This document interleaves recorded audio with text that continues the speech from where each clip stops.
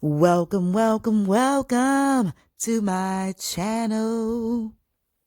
Hey everybody, how are you? Welcome. Thank you so much for taking time out of your day to be a part of my space. My name is Nichelle Womack and I am the Startup CEO, helping you to start, market, grow, profit in your business, in your career, and in your life. Today, we are going to talk about some money myths about making some money online. I just got through enjoying myself on a vacation last week, so I'm trying to get myself back in the swing of doing things because it's been busy. But I got some great news today and I wanted to come on and share it with you. So if this is your first time to my broadcast, welcome. Thank you so much for being here. And if you like positive inspiration, motivation, and information to push you out of your comfort zone and into the gifts that God has blessed you with, you might want to hit that connect button so we can stay in touch with each other. I'm also on Instagram at Nichelle Womack. You can connect with me there as well to see some of the fabulous pictures that I share with my 10-day vacation in Alaska last week and the week of last week me and my family just touring the beautiful glaciers of Alaska and just really having an amazing time. So I wanted to come on and share with you some money myths that I used to believe, but time energy and results have shown me something different. So I'm going to share with you 5 things that you need to know if you are a new business owner and you are thinking about starting a business from your kitchen table while you still have your 9 to 5. And that's the myth of making money online. You know, I used to believe it was a fallacy that people were not making money online, but then when I started to see results in my business, I'm like, okay, this actually works. And it really does take you really understanding what you do and how you do it in order to make it work. So some things that I want to share with you that you may not know or you may be aware of that can help you start, market, grow, and profit in your business. And number one, the first thing that I want to share with you is that you don't have to have a huge following to make some money. I think I had probably maybe about I was a little late bloomer, had about maybe 2,000 followers before I saw my first inkling of income coming through, and pretty much have been blessed to be consistent since that time. But you don't have to have a huge following. As a startup CEO, degreed life coach and business coach, I work with a lot of individuals that think that in order for them to build a business that you have to have a huge following, and you don't with online marketing. Now, I've been a business owner myself for about 25 years, and I tell you what, there is a big difference between marketing online and marketing offline.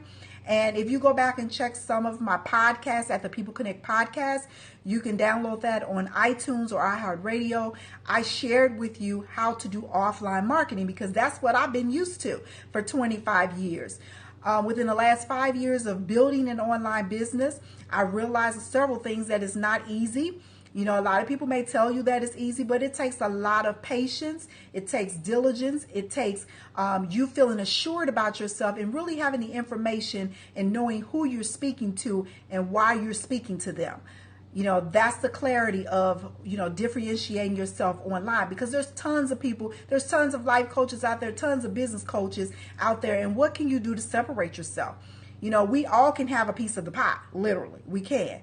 But the thing that I want you to understand is that you don't have to have a huge following. You don't have to buy followers, anything of that nature in order for you to get a profit online. There's so many things that you can do now in order to generate a profit that what you have is really understanding what you do, who you're speaking to, and sharing with them why they need what you have. So that's the first thing that I learned about online marketing. You don't have to have a huge following. Number 2, let me share with you, hashtags literally matter. Now, on my Instagram page, which I've been spending a lot of time building over the last 5 months, I would say, on my Instagram page, a lot of people from my Facebook page people that say they're friends. I'm really careful with saying who friends are, but they kind of follow you on Instagram because Instagram owns Facebook or Facebook owns Instagram. So a lot of times you will see those people follow over to you because they'll get an indication that you're on Instagram and they automatically connect with you. That may not be your buying customer, especially if they're friends on Instagram. A lot of times your friends are not going to be your customers. Sometimes they are. The way that I've distinguished myself in which I've gotten more followers or connections, I don't like to call them followers, but connections, is by hashtags. And majority of the business sales that I've gotten are through hashtag search. And so one thing that I've started to do for my clients is really analyze their business, who they're speaking to help them find their target market. And it's through hashtags. And I've generated sales just through hashtag marketing. So it can be done, but you got to understand it. And the first thing starts with knowing who you are speaking to. And the last couple of clients that I work with, one of them is a life coach like myself, and the other one is a food blogger. And in our conversation, just really understanding who they were talking to, most of the time people don't know who they're talking to, and they're just marketing to everybody, mass marketing. And when you do that, because we used to do that back in the day when I first started my business, you can't really do that now. You have to kind of niche down. And when you're niching down, more specific, you have a generated targeted audience that you can have clarity with and that you can build and expand your business. And a lot of times nowadays, with the help of Twitter, which I love Twitter, I made some instant connections on Twitter as well. Don't sleep on Twitter. Don't sleep on Instagram, because those two vehicles allow us to use hashtags to really find people that are interested in what we do. Not necessarily on Facebook, because if you put too many hashtags on Facebook, it looks a little cluttered. Maybe one or two or three you can get away with and kind of target a niche. And on LinkedIn, they don't really pay specific attention to hashtags, but you can use them because I still put them on when I'm marketing 1, 2, maybe 3, and people can click on that, and you can click on it as well, and you can go to specifically what you are mentioning in a hashtag. But unlike Instagram and Twitter, where you can have tons of hashtags, you can't do that on other mediums. And even on Twitter, you want to be kind of clear in your message when you're hashtagging. Instagram allows you up to 30, but what I found with the change of the algorithms, sometimes you want to really look at how many hashtags you're doing, because if you do too much, it can knock you down as far as your reach to people you're trying to get in contact with. And if you concentrate on anywhere from 10 to 30, most of the time I do 30, sometimes I do 20, sometimes I do 10. It depends on really what program I'm marketing or message I'm trying to get across, and it's geared towards that. But hashtags matter. That's number 2. You need to understand specifically who you're speaking to, and you can get to that audience through hashtags. Number 3 that I want to share with you that's so important when you're talking about building a business online and marketing is that what you promote should not be the same everywhere.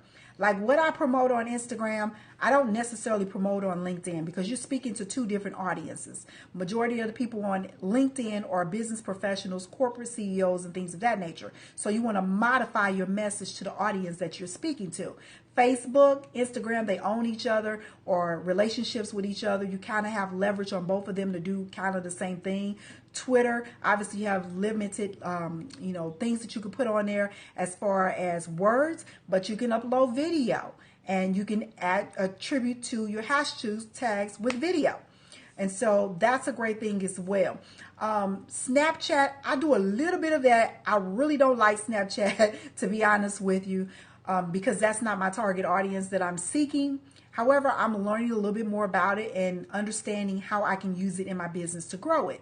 Because, being a business coach, a lot of new business owners are becoming younger and younger. You got the X generation. You have the millennials that are serious about entrepreneurship, whereas a lot of older people, they're already settled or they're going into another stage in their life. So I've even found myself working with seniors that have worked their jobs forever, and now they're looking for an escape from corporate America, and they're coming to me to help them start a business. I work with veterans because I was prior military, and a lot of people get out of the military and they don't know where to go. And so working with military vets, working with people that just aspire to utilize their creative juices that they use in corporate America into their own business enterprise. Thank you. Welcome. Thank you so much for coming in and tapping in that love. Greatly appreciate you. So where you promote should be different in each places. Even on Periscope, you can't promote like you would promote on Instagram here unless you do the live. The lives here on Instagram and on Periscope are kind of similar. And so I have not really incorporated live everywhere, but I've been doing more Facebook lives. I've been doing a little bit more stories are so impactful on Instagram. That's another thing that you can add those hashtags in there and attract your audience. And so don't sleep on the hashtags, okay? What you promote should not be promoted everywhere. You have to really pay attention to, again, who you're speaking to, who you're trying to attract to your business. That's the key to making money online. Number 4, relationships are gold. Yes, they are. That's why I don't like to call people followers, because I personally, intentionally build a relationship with people that are connected with me. And I do that by engagement. I'm always so amazed at people that get on social media and they don't engage. Hello. Hey, DJ, how you doing? Haven't seen you in a while. Welcome. Thank you so much for being here.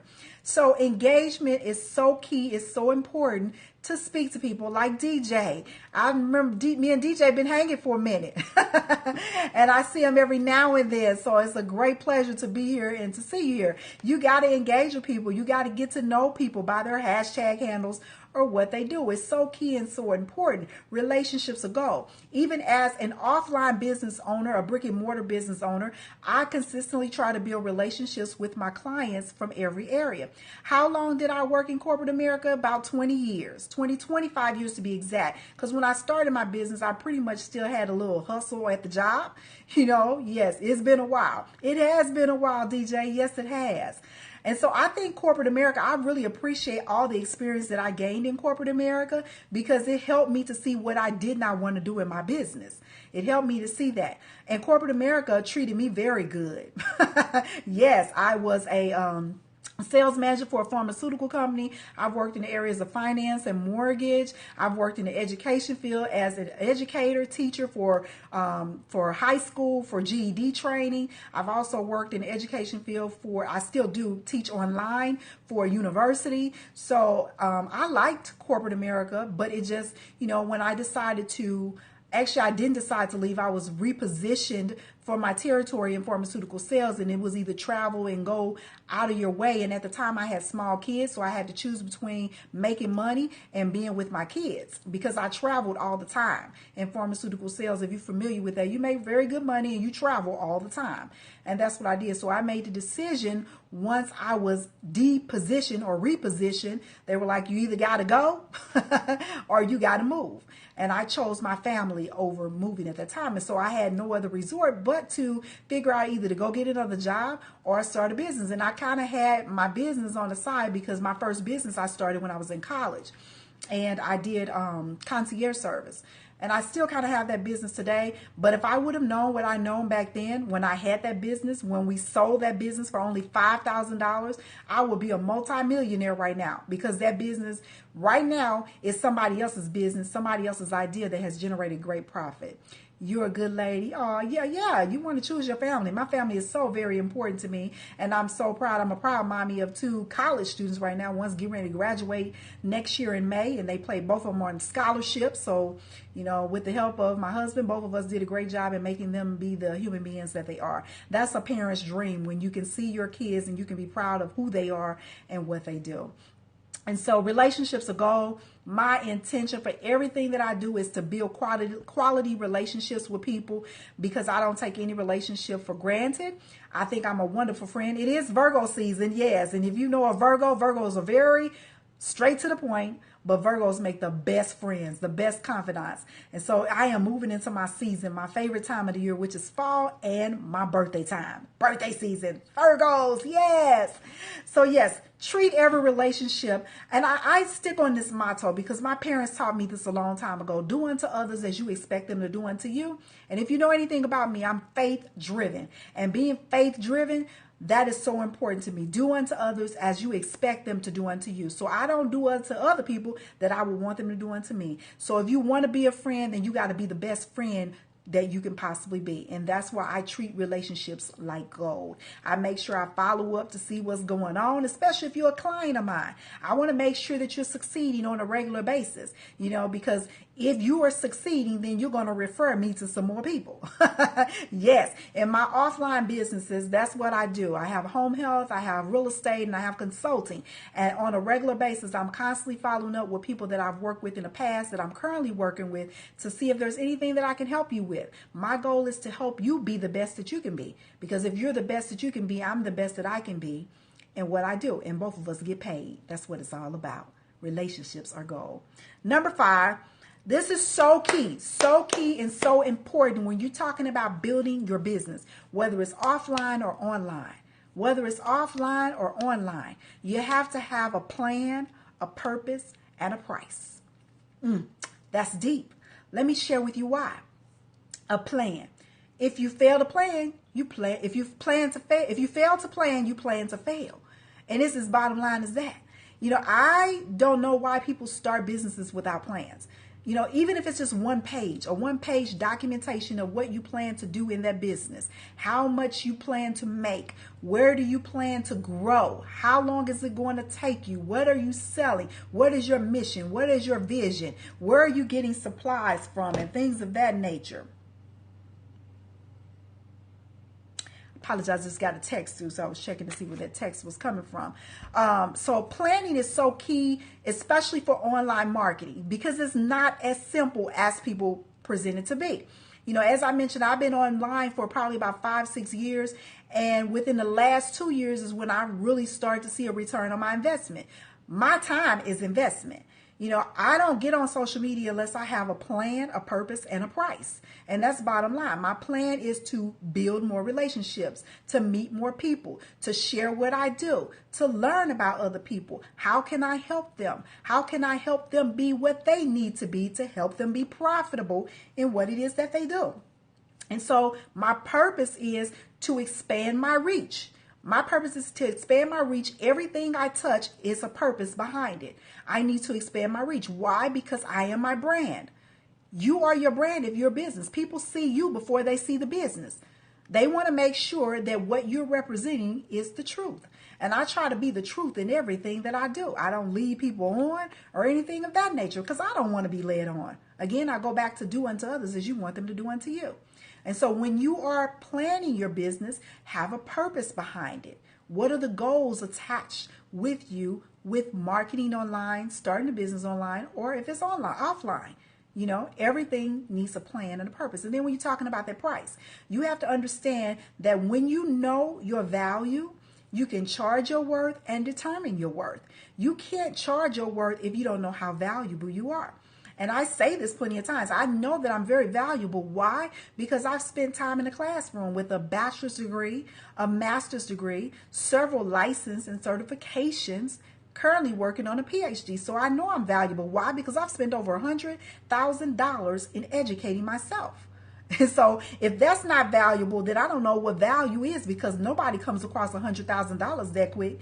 People don't have $100,000 sitting in their bank account.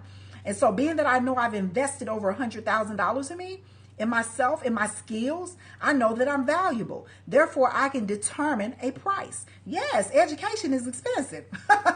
Yes, I just told you I'm working on a PhD, $100,000 I've invested in me. And if you don't invest in yourself, how do you expect other people to invest in you? I take myself seriously. I take my business seriously. I take my knowledge seriously. Knowledge is only power if you use it. $100,000. Yes, knowledge is only power if you use it. See, a lot of people got knowledge, but they don't use it, so therefore they're powerless. And you have to understand, you can't put a price tag on nothing if you don't understand the value that you contribute. So as an educator, I've been an educator all my life. When I'm teaching my students about starting, marketing, growing, and profiting in a business, we're talking about how much value can you give to people. When you go work a job, you're giving value to that employer. How much money did you make your employer last year? How much money have you made your employer this year? August, 8th month of 2018, how much money, if you sit down and think about it, how much they've paid you versus how much you've made them, you will probably be flabbergasted, because I promise you, you've made them more than they paid you. Yes, you've made your employer more than they've paid you. And we really have to understand that when we are offering our services to an employer, we're basically a contractor. You're literally a contractor, because they can let you go any day. And being that they can let you go, you're on a contract basis. Most states have a right to work law. Right to work, meaning that they can let you go anytime without any explanation. Most states have that. And with that being said, when you understand your value, you can pick up that value because you're a contractor and take it somewhere else. It may not be that easy for most people, but you know that you have that value to take with you. And so today I share with you the 5 things that I've learned about being an entrepreneur online, the 5 things that I've utilized outside of my business offline, and that has enabled me to profit, prosper, grow. But if you don't remember anything else of my conversation, keep in mind that you need a plan, a purpose, and a price. When you have that plan, that purpose, and that price, you can determine your worth. Is it right? Is it right to work good, or, is it right to work good for bad for society? I would say it really just depends on, it depends, because most big businesses are ran by small businesses. Most big businesses are ran by small businesses. And I believe, as a CEO of my organizations, if I don't want people working within my organization, I have a right to find somebody else. So I don't think it's bad for society. However, I think that we need to be fair when we're making that determination, because some people get caught up. Some people get caught up and they don't necessarily fall into that spectrum, and people just fire people for no reason at all. I think you need to have a reason why you fire them. But in some states with their right to work, you don't have to have a reason. If you're not doing your job, it needs to be documented. And that documentation is sufficient enough to say that you don't need that job anymore. Most people go to work, real talk, most people go to work because they have to. Most people go to work because it's something to do. They need to do it. That's why most people go to work. Majority of people don't even like their job. Majority of people I talk to on a daily basis, they don't even like their job. When I was in pharmaceutical, I'm going to be honest with you, I loved that job. I loved it for several reasons. Number one, I got to do what I love to do. I got to meet amazing people. I traveled the world, not the world, but different states and different things with my job, because it was a requirement as management to go to different states to work with different reps. And I got paid very good, and I had a company car, and I had amazing benefits. So that job fulfilled every need that I had and that I would like to have done in my career. I've had amazing careers, even in the mortgage industry. Before I even, actually it was right when I was in real estate. I had just got started in real estate, and I was account executive for a mortgage company. Seen a lot of them negative ads on Right to Work in Missouri. Interesting to hear your point of view. Yes, the real point of it is that, people have to look at what they do and how they do it. And I don't personally think that we should blame corporate America for taking care of us. It's not corporate America's responsibility to take care of us. It's your responsibility to take care of us. That's why, back in the day, they used to give you amazing pensions, 401k. They used to match them and all that stuff. You don't really see that a lot nowadays. And so we can't blame corporate America to take care of us when it's our responsibility to do that. As an employer, I have contractors that work with me. And, I hope they save their money, because if they no longer suit or fit the needs that I have for my organizations, then, they may need to be looking somewhere else. And so it is a responsibility as an independent contractor that you pay your own taxes, number one. And then number two, that you save for that rainy day. Even if you got a job, you need to save for a rainy day. It's so important. And most people don't do that. And when they end up losing their job, they're stuck. they're out seeking unemployment, and unemployment don't pay you a dang on thing. I've been on unemployment. It don't pay you a dang on thing for your bills. You know, you still hungry when you're on unemployment. Then they only want to give you, I've been on food stamps too. They don't even want to give you enough food stamps to feed you and your family. And so that's when it goes back to understanding that it's not the responsibility of corporate America to take care of you. It's your responsibility to know, look, I'm a business. Each and every one of us is a business. Why? Because we have skills that we offer our employer on a daily basis. And when you offer your employer those skills, you have to make sure that you consistently manifest in those skills, just in case that employer says that they don't need you anymore. It's so important. So again, I go back to the fact that it's not the employer's responsibility to take care of you. It's your responsibility to take care of you. And so that's my point, and I'm sticking to it. Yes. Yes. So thank you so much for asking those questions and understanding my point of view. And I respect your point of view if it's different. You know, that's the good thing about America. We all have opinions. We're all entitled to them. We have to respect people for their opinions. Not necessarily have to agree with them, but we have to respect people for their opinions. We're entitled to them. Yes. So I'm Nichelle with 2Excel with Nichelle.com. You can learn more about me and what I do by going to my website, 2Excel with Nichelle.com. You can also click the link in my bio, the politicians. Yeah, that's another story. That's another story right there. Politicians. I'm not political at all, but I make sure I vote all the time. I make sure I vote because, look, if your ideology does not match mine, if it's not for all people, if it's not for people that work hard every day, you know, we had one, I can't remember what it was. It was a bill that was just recently passed.